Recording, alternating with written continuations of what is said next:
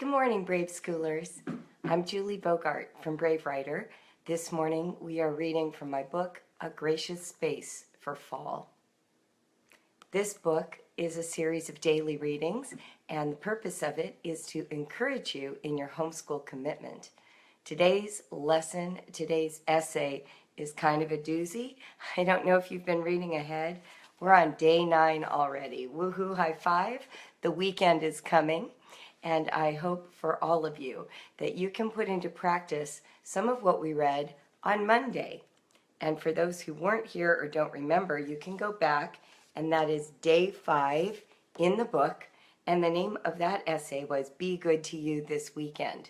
So I challenge you to go back after this essay and look at day 5 and think about ways you can find a little scrap of time to give yourself a break. You've earned it. It's Friday. And by the end of today, you're going to be ready for the weekend, right? Am I right? And for those of you who are 2 weeks into your homeschool years already, well done. High fives all around. Okay? Good morning, Stephanie and Jamie and Christina. Jamie, you're just catching me live for the first time. Well, that's wonderful. Welcome. I'm super glad to have you here. What we like to do every day is post your name and where you're from in the contents. And then, if you have friends who don't know about this broadcast yet, will you get the word out? We're going to share about it again this weekend. We have 5 free days of this book available for people to read, days 1 through 5. And Jeanette or someone will post that link so that you can go there and have your family and friends also read along if that's something they're interested in. Jamie has booked a bed and breakfast for herself tonight. Oh my gosh, way to apply the principles. That is fabulous. Boy, I hope I hear more people doing stuff like that. Hey, Deanna, welcome from Rhode Island. Melissa is across the river in Kentucky. Hello. That's great. Hello, Farzana. Great to have you all. Oh, we've got Canada here. Hi, Amanda and Jenny and Heather. Hey, Heather. So I'm really glad to have you. I hope you're all enjoying these readings. I know I really am. Thank you for the thumbs up and the hearts. If you're on your phone, right next to the comment box, you can sort of slide, I guess you'd be going this way, swiping it, and you can tap on hearts, or you can tap on thumbs up, or you can tap on the shocked face, and it'll go sparkling across the screen, which is really fun for me. It gives me encouragement, and I think it's entertaining for other people. Yep, there goes a heart. It's very fun. Hey, Susie, welcome from Erie, Pennsylvania. Hi, Chris. Oh my gosh, Chris. Okay, that's a friend of mine. He lives in Germany. Hey, I'm glad you're here. It's good to see you, Chris. Incredible. So, thank you. Hey, Monica from Kansas. Oh, did you know that I played Dorothy in The Wizard of Oz in high school? So Kansas has a special place in my heart. Okay, let's get on with it. Looks like many of you are here. I don't want to waste our time. Let's start reading, shall we? So today's essay is day 9, and the title of it is Competing Promises. This essay is longer than usual, and it has kind of a serious tone. Not that they don't all on some level, but this one, to me, is kind of the crux of a message I've got. Hey, Claudette, welcome from South Africa. Oh, she printed her permission slip yesterday, and when her husband saw it, he asked what he needs to do to get one too. Oh, you're printing one for him. Oh my gosh, that really touches me. Thank you for sharing that, Claudette. Well, welcome here from South Africa. The designer of most of our products is from Johannesburg, and I worked with him for years. So I also have a soft place in my heart for South Africa. Okay, so let's set this up again. It is day 9. The name of this essay is Competing Promises. It's not unusual to feel muddled when you think about the best course of home education for your children. There are competing promises among the many choices: freedom, depth, flexibility. Children learn best when children decide what, when, and how they will learn, and for what purpose. Advanced academic preparation, mentoring, inspire, not require, connections between subjects, personalized education, a well-trained mind, quote, a science of relations.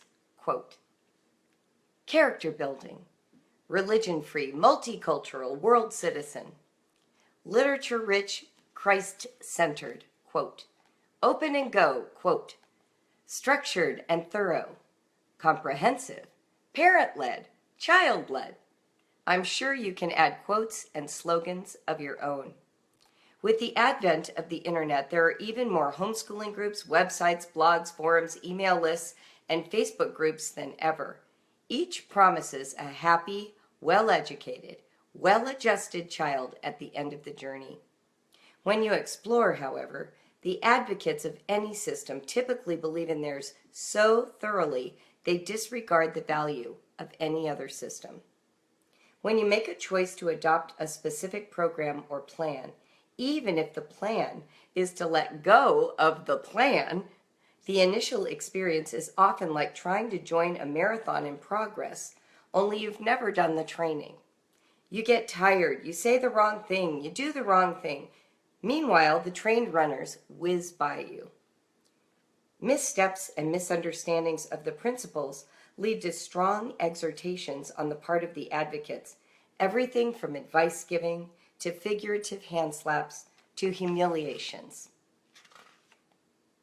Even when you earnestly seek to apply the principles in their entirety, if you run aground, have struggles, find that the method isn't working for one of your children, or discover that you aren't having the success you envisioned, sometimes you're blamed for not applying the principles correctly, or enough, or with the right tone of voice, or according to the right schedule, or even the lack of it. Learning how to live according to a vision someone else cast is demanding. No two people understand the vision the same way. Add your family to the mix, where you've done all the research and they've typically done none, and you have a recipe for confusion, particularly during the transition away from one paradigm to another. Parenting and education are broad categories. There is no one single way to bring children into adulthood as learned people. We know this because the world over uses a variety of parenting and educational strategies, and the world embodies brilliant minds and close connected families in cultures completely different from ours. Our goal can't be to find the right set of tools or the right ideology or the right system. It can't be to advocate so righteously for one method that we overlook the benefit or valuable insight of another. Any philosophy that adopts the viewpoint that if you experience failure or struggle, you aren't doing it right, is in danger of putting ideas ahead of people. No one lives any belief system so purely that they never run up against the limits of that perspective. In fact, I'd go so far as to say that all perspectives have limits, and all people have limited abilities to carry out their best intentions. Examining your principles is a good place to start. Principles are easier to live by than rules, but purists can turn principles into rules, so be careful. Your best bet is to be gentle with yourself and to surround your homeschool life with people who are advocates for you more than your philosophy of education or parenting. You should have room to air your confusion, your mistakes, your failures, and your successes. You shouldn't have to pretend to live up to the ideals of the group in order to participate. You shouldn't be subjected to unkind scrutiny for the sake of being a lesson to others. It is possible to get value from a perspective, even if you don't adopt all of it. It's possible to use a style of education for a few years and then try something else for a few years just to change up the energy in your home. It's great to read the powerful arguments for a variety of educational theories so that you avoid getting into a rut of thought where you make one view all bad and have to defend your view as all good. These are rarely useful ways to evaluate. And I know you know that. Finally, some seasons demand different styles of home education for everyone's peace of mind. Families dealing with chronic or terminal illness in a parent will necessarily home educate differently than those with parents fully functioning. What matters? What will matter most to you in the end is the feeling that the people you love consider home and education to be pleasant, peaceful, and life-giving. No family or home feels like that all the time in any philosophy. Many philosophies help you get there. Most often, the philosophy is only as good as the emotional health of the parents anyway. Your goal is to string together like pearls on a necklace moments where you can say, today was a good day together, and we learned something too. When these accumulate, life starts to hum. Don't worry so much about how you got there. Enjoy it while it lasts. Note it. Be proud of it. Don't doubt it. Weirdly, that's enough. Whether you co-sleep or bottle feed or homeschool or put your kids on a yellow bus. Love in the home, created by conscientious parents who take education seriously in any of its myriad forms, is what we all want. Go forth into your homeschool today and enjoy whatever philosophy it is that fascinates you. Quote of the day. Thank you for mentioning that even putting kids on a yellow bus can be enough. We are sending the kids to school next year after much wrestling with the idea. And I truly believe that for our family, for this particular time, this is the right decision. And we will still have lovely days when we love each other and learn something. Emily Moothart. Sustaining thought. You're doing it right if you are a conscientious, loving parent who takes education seriously in any of its myriad forms.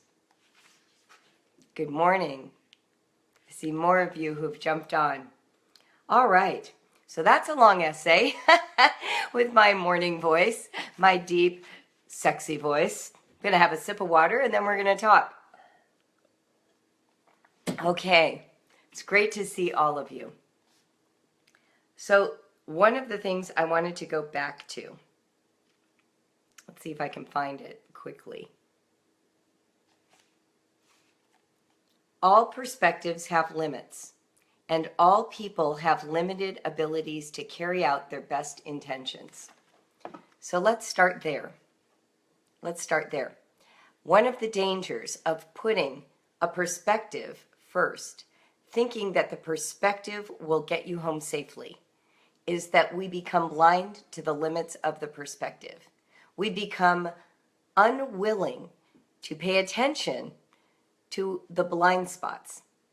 And we become these champions and guardians of the perspective. So much so, we start mistreating people. And here's what I wanted to share this morning. It's a little bit of a personal story, but I think it makes the point. If you are going through a crisis, and I've been through a crisis, I went through a divorce, there was one group of people who was really rooting for me. And then there was another group of people really rooting for my marriage. And the thing is, both people were well-meaning, both groups, and I loved them all dearly. And I valued that there were people who cared enough about my marriage that they really wanted me to make it. But I also valued even a little more that there were people who were more concerned about me and getting to know me and my circumstances and caring that no matter what the outcome, they would still be on my team. And so if you're thinking about homeschooling, it's kind of the same, isn't it? What if you're in a community and you have decided to do it differently? Or you're not sure yet. You're asking questions. You're wondering if it's okay that your oldest child is doing something different than the other 4 kids. What you want is people to contend, certainly, for home education. This whole book is organized around the idea that you can sustain a commitment to home education and it can bring peace, joy, and education to your children. So I'm all for that. But we also want to be committed to the people who are in the education system, because no specific home education formula is going to guarantee that the family has a healthy dynamic. We have to be more committed to the people than the institution. We have to be more committed to the well-being of the individual than to the philosophy or practice. And when you do that, when you put people first, when you put your allegiance to the human beings first, all of the fantasy around whatever method you've been using drops away. And you can start to see clearly what the benefits are, what the liabilities are, how you have not been able to implement the way you thought you would, and also even some of the things you could now do with that philosophy that were hidden from you when you were so worried about keeping your membership card in that group. Do you understand what I'm saying? You want to focus instead on keeping all the options on the table, on your creativity, on your hunches and intuitions. When you have a child who is not thriving, don't blame the child and don't blame yourself. And certainly don't defend and protect the philosophy. Get really honest and start with the facts. He said he's miserable. I've noticed I've been uptight. And this practice over here right now feels hard. So there is some mixture of these three things that I've really got to look at more carefully. And then start the investigation. Part of the joy of homeschooling is reinvention. I always like to say that homeschoolers reinvent their homeschool every single year. And you know why? It's not only because our kids go from kindergarten to first grade to second grade and they keep, unceasingly grow up and move into the next level and age. I mean, that is one of the reasons. But it's also because we have a better understanding of who our families are every year that goes by. And our confidence level to take risks and explore and adopt new ideas expands. I wouldn't want you to feel that because something was attractive to you for the first 5 years of your homeschool, you are now locked in for the rest of your life. Seasons change. You might have less creative energy. You might be bored. You might, and I'm talking about you, the parent, not the child. You might find that what gave you security and comfort for the first 5 years no longer seems necessary to you. Conversely, the freedom and exploration you had in one period might be eclipsed by a more sort of disciplined, regimented style of learning because a child shows up that seems to embrace that and thrives on it. It's okay to switch. The bottom line is this: you're a homeschooler, and there is no roadmap that promises the perfect outcome of education or family life. You know how we know this? Because we are human beings. And human beings just can't seem to hang on by their fingernails to get everything right. They just can't. Even when they're doing a pretty ding-dang good job, some meteor of illness or a car accident or a family member gets Alzheimer's, something is going to crash in and cause disruption. You're going to get pregnant at 42 and you never planned to. You're going to find out you're diabetic and it creates a whole change in everything. So even when you've done great with the parenting and the homeschooling and the self-caring, the outside meteor is still coming for you. This is life on planet Earth as I've seen it and known it. And I think you have too. For goodness sake, read your Facebook feed. You'll see it. You'll know it. It's just the way it is. So that means you have got to be like a little skiff out on the water. You can't be one of those big ocean liners or you're going to crash right into the iceberg. You have to be able to maneuver and be flexible. You got to have friends who are in a variety of spaces so that when you need that lifeline, there's someone to call, right? Someone who gets what you're going through. You can't talk to the person who doesn't get what you're going through and ask for support. It doesn't mean they have to have been through it, but it has to be someone who gets you. And with homeschooling, we need each other. The pool of options is smaller. We do not have a collective of millions and millions and millions of people to talk to about when a teacher is cruel or abusive to our child, or when one of them shows up as dyslexic and is still not reading and keeps getting handed up to the next grade. There are a lot of parents in the world who have their kids in school who can talk about that with each other because they're all in the same system. I used to go running with public school parents. They have a whole different vocabulary, set of expectations and complaints, strategies for solving problems. And believe me, their problems, long as their arm, miles long of problems. We went on long runs where the only discussion topic was how to approach a teacher that's screwing up through the counselor. So believe me, it is not a panacea to jump into the school system, but everyone knows school has limits, and no one blames you for those limits if you are a public school parent. What makes homeschooling so quixotic and so dangerous to our emotional lives is that when there are problems, all fingers point at us. Yes, we are little skiffs and they are in bigger boats. Perfect, Jamie. Exactly. I love it, Amber. Her 6-year-old daughter wants her to type that she loves homeschooling. And don't we? We do love homeschooling. We love it. But we are all captains of our little skiffs, and we're zipping around on very big waves, and we see the ocean liner or the Carnival Cruise Line or, the custom yacht that costs $1 million because don't private schools. And we think, oh, if I could just throw my kid up there. But, it doesn't always mean that life is better somewhere else. So what we need to do is create freedom, space to take academic risks, to take homeschool risks, to explore what we don't know, and to incorporate little bits and pieces from all the different places.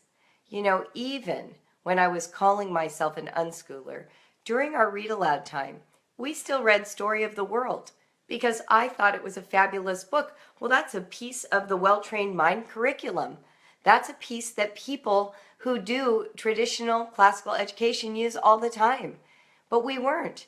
And then I remember I ordered all these books. I had Galileo, I had Aristotle, I had, what's his name? Eustophanes, or I can't even remember. They were all on my bookshelf because I was convinced that Liam would really love these books. But he turned out to be too young. He didn't get it. It didn't work for us. Well, guess where he is today? He's in a school that has classical education. It is a great books program. He's doing it all in college. Perfect for him. You know what was better for him at home? Unschooling. Because that's how he could grow his brain the best. But that wasn't true for Johanna. Johanna loved Charlotte Mason. She liked having a plan. She loved it. And when she got to high school, she custom designed her high school.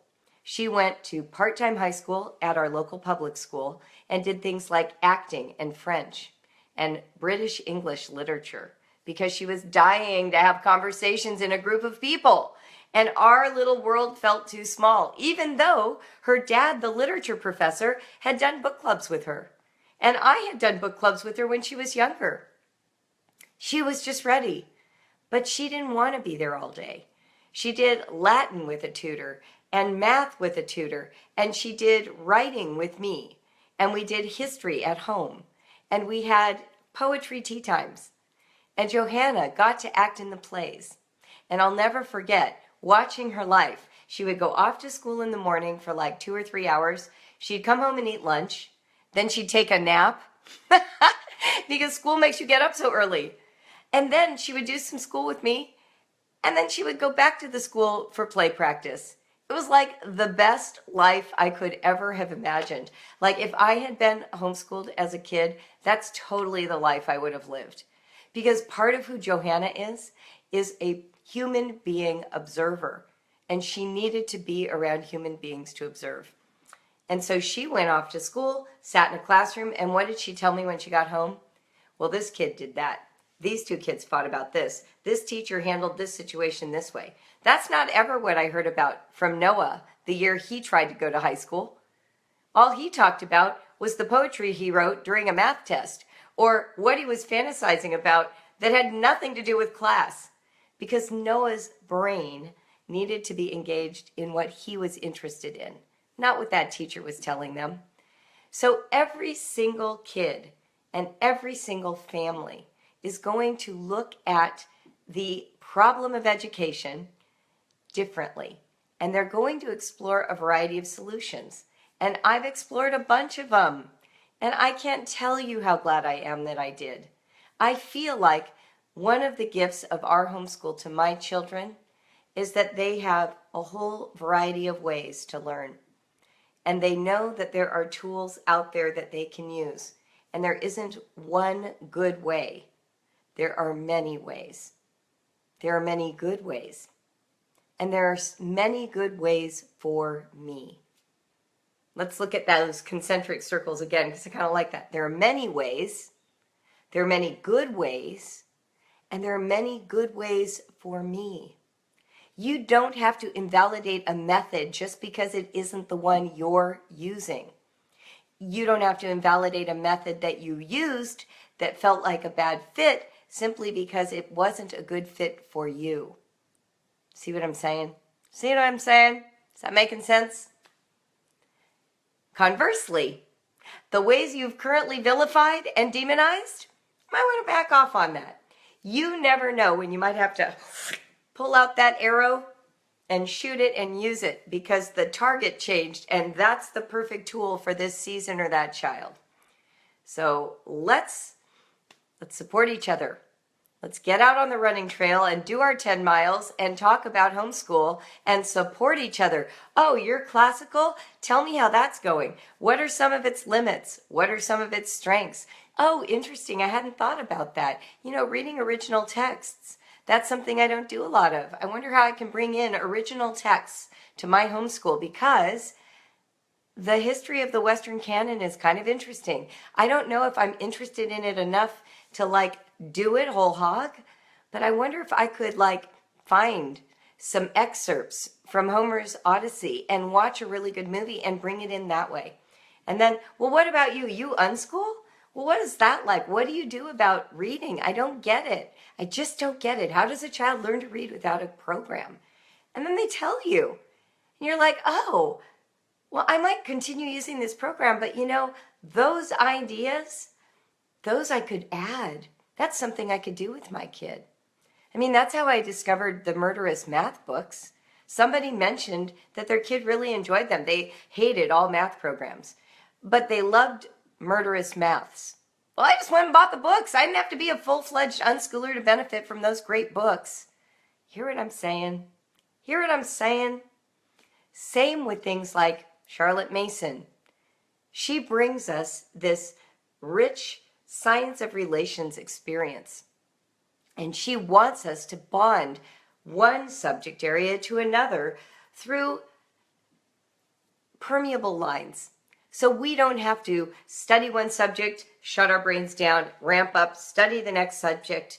Can't we, while we're in the middle of art history, think about literature and story and color and science and history? Can't we? Of course we can. And so that interconnectedness is a value I've taken from my years in Charlotte Mason into the rest of my homeschooling and personal life.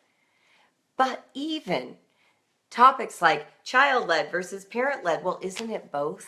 I mean, isn't parenting both?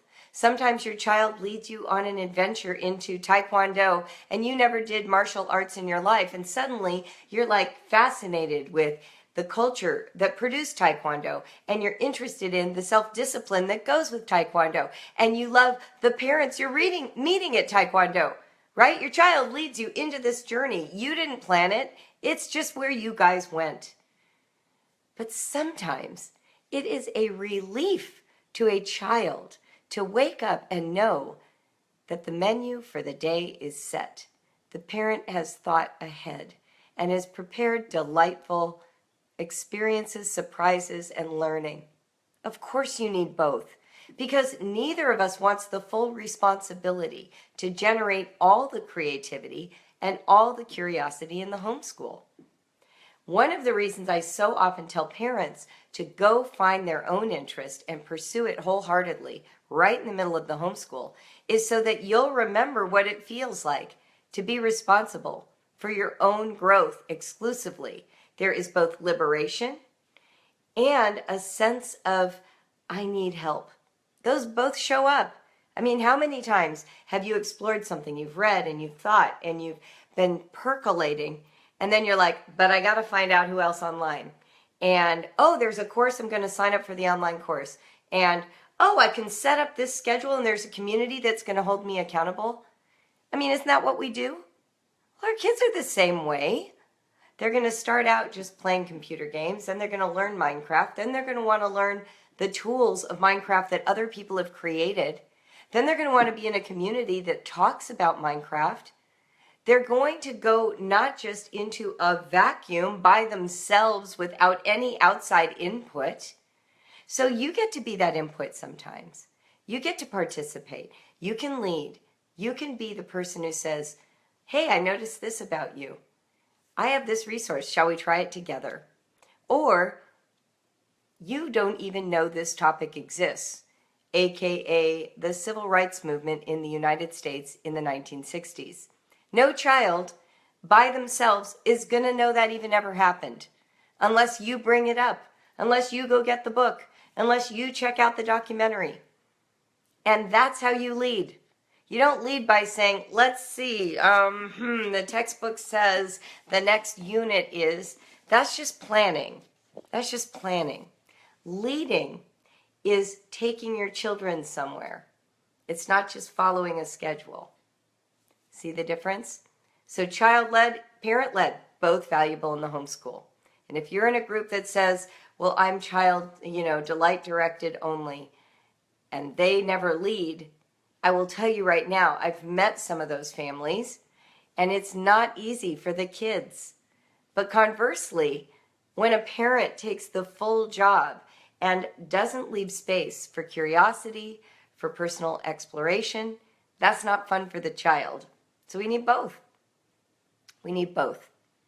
All right, well, let's see where we are. We are at our half hour, and I like to end at 30 minutes. I would love to see comments and questions in the comment section underneath or next to this video. It's going to either be here or here. And when you post those questions, I take the full day to read. Sometimes I answer them. You can answer each other. But what I would like to challenge us to put in the comment thread today is this. What is the current value of any system you've tried? Try to put it in a word. I don't want long essays. Say something like, I am using Thomas Jefferson education, and the one principle that is a takeaway that anyone can apply is, and put that in. And let's populate this list with a whole bunch of strengths in a variety of educational models, okay? And we're only going to put in the great ones. I don't want us to turn this into a space of bashing. Well, this didn't work for me, and this was terrible, and this is the limit. Everyone can find limits. Let's find the strengths. And what I'm hoping is that we will be able to understand a little bit better what those strengths are because someone has shared them.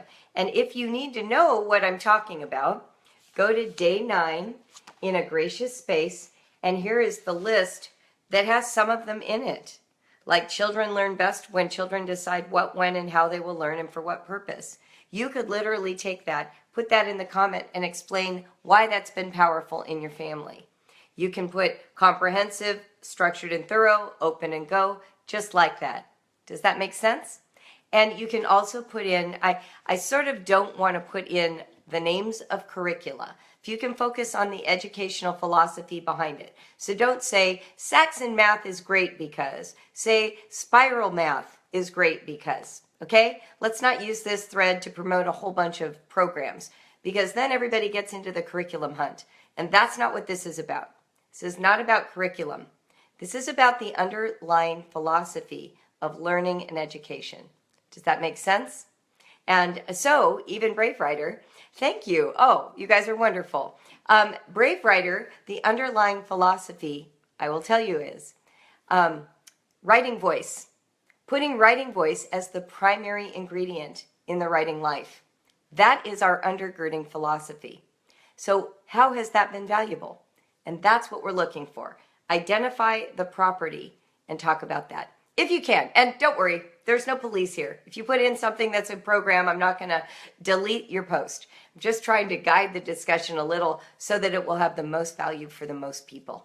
Okay? So thank you for joining me today. Please share this broadcast with your friends. We're reaching more and more people. If, could you do me a favor, please? If you have purchased this book, can you go to Amazon and leave me a review? The reason is, one of the ways Amazon starts helping Brave Writer products show up for other homeschooling families is when we have reviews in Amazon. And so we're slowly building what we offer in Amazon.